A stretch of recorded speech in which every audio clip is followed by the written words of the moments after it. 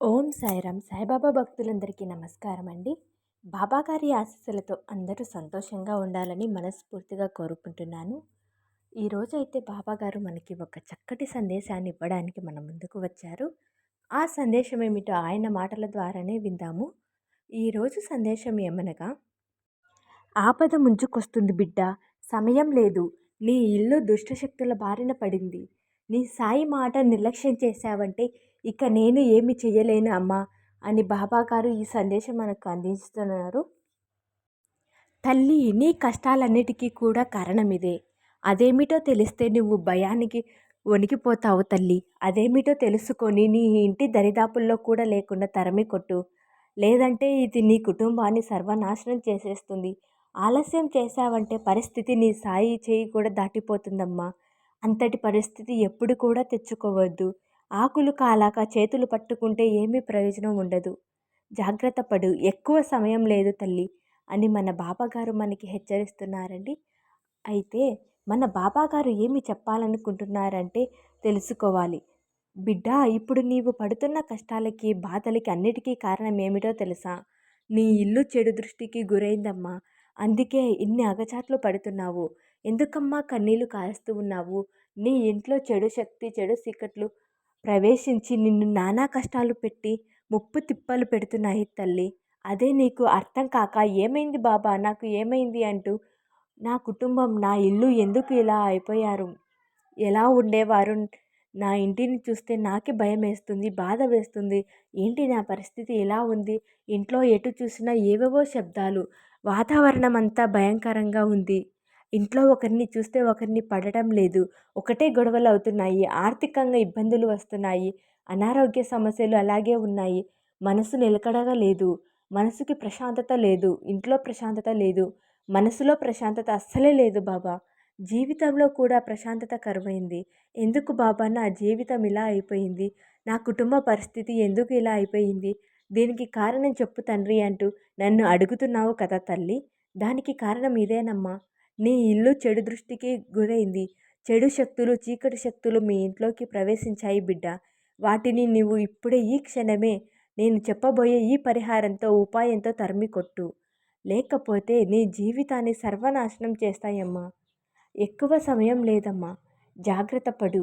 చెడు శక్తులు మీ ఇంట్లోకి ప్రవేశించినప్పుడు ఖచ్చితంగా కొన్ని సూచనలు అయితే కనిపిస్తాయి.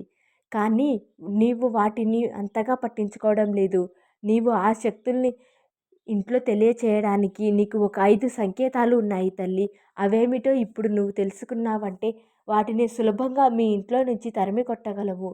అందులో మొదటి సంకేతం ఏమిటంటే, మీ ఇంట్లో కుటుంబ సభ్యుల్లో కారణం లేకుండా తిట్టుకుంటూ ఉంటారు. కారణం లేకుండా గొడవలు పడుతూనే ఉంటారు. ఇది ఒక సూచన బిడ్డ. ఇంకొకటి ఏమిటంటే, చిన్న చిన్న కారణాలకి మాట పట్టింపులు, గొడవల దాకా వెళ్ళిపోయి విడిపోయే కుటుంబాలు ఎన్నో ఉన్నాయి. ఇంట్లో చెడు శక్తి ప్రవేశించినప్పుడు ఇలా జరుగుతూ ఉంటుందమ్మా. ఇక రెండవది ఏమిటంటే, ఇంట్లో ఉష్ణోగ్రతలు ఎక్కువ తక్కువ కావడం, ఎప్పుడు కూడా మంచు ప్రదేశంలో ఉన్నట్టు, చల్లగా ఉన్నట్లు, కాస్త వేడి కూడా ఆ ఇంట్లో లేకపోవడం, బయటికి వెళ్ళి చూస్తే వాతావరణం అంతా బాగుంటుంది, మళ్ళీ ఇంట్లోకి రాగానే చల్లగా ఒక రకమైన చల్లదనం ఉంటుంది.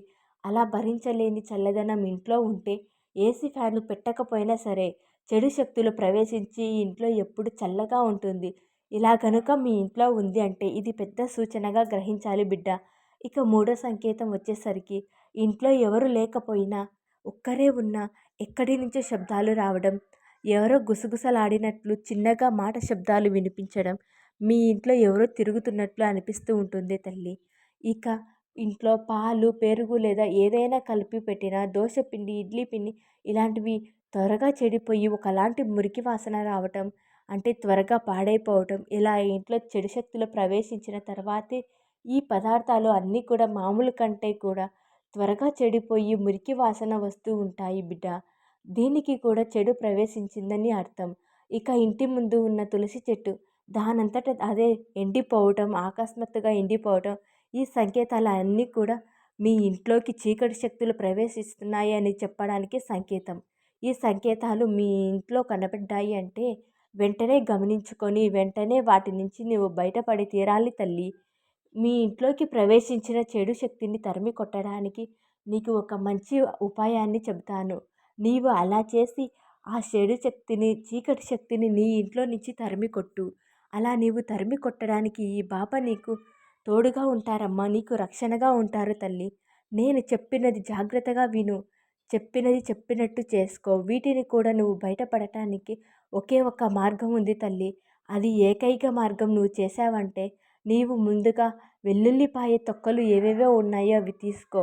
ఆ వెల్లుల్లి తొక్కలకి కొంచెం కర్పూరాన్ని జోడించి రెండింటిని బాగా దంచు. అలా దంచుకున్న పొడి ఏదైతే ఉందో దానిని ఒక డబ్బాలో వేసి పెట్టుకో. ప్రతిరోజు కూడా సాయం సంధ్య వేళలో ఇంట్లో దీపారాధన చేసిన తర్వాత ధూపం వేసుకున్నావంటే మీ ఇంట్లో ఉన్న నరదృష్టి అంతా కూడా పోతుంది. మీ ఇంట్లో 2 గుమ్మాలు ఉంటాయి అంటే పెరటి గుమ్మం వైపు నుంచి తీసుకువెళ్ళి పెరటి గుమ్మంలోనే పెట్టేయాలి. ఒకవేళ 2 గుమ్మాలు లేకపోతే తలుపు ఒకటే ఉంది అనుకున్నప్పుడు ఇంటి నుంచి బయటికి తీసుకెళ్ళి నేరుగా మెట్ల కింద కానీ ఎక్కడైనా ఖాళీ స్థలం ఉంటే ఇంటి ఆవరణ ఖాళీ స్థలం ఎక్కడ ఉంటుందో అక్కడ ఆ కుండీని పెట్టేసేయి తల్లి. నీవు ఏదైతే ధూపం చూపిస్తావో ఆ కుండీని మీ ఇంటి మెట్ల కింద పెట్టేసేయి. నీవు అలా పెట్టి ఇంటికి వచ్చాక డోర్లు, తలుపులు, కిటికీలు అన్నీ క్లోజ్ చేసేసి కాళ్ళు చేతులు కడుక్కో. ఈ తలుపు, కిటికీ అనేది తీసి ఉంచొద్దు. అన్నీ మూసివేయి.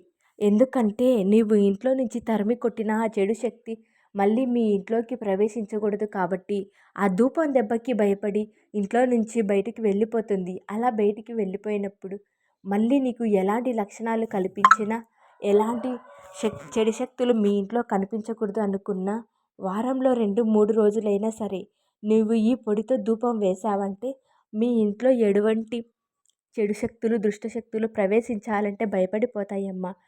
కాబట్టి నువ్వు చెప్పినట్టు విధంగా చేసుకొని మీ ఇంట్లో ఉండేటువంటి ప్రమాదాన్ని తొలగించుకో. లేదంటే చాలా కష్టం బిడ్డ అని బాబాగారు ఈరోజు ఈ చక్కటి సందేశాన్ని మనకు అందించారండి. ఈ సందేశం మీకు అందరికీ నచ్చిందని అనుకుంటున్నాను. ఓం సాయిరామ్. సద్గురు సాయినాథ్ మహారాజ్కి జై.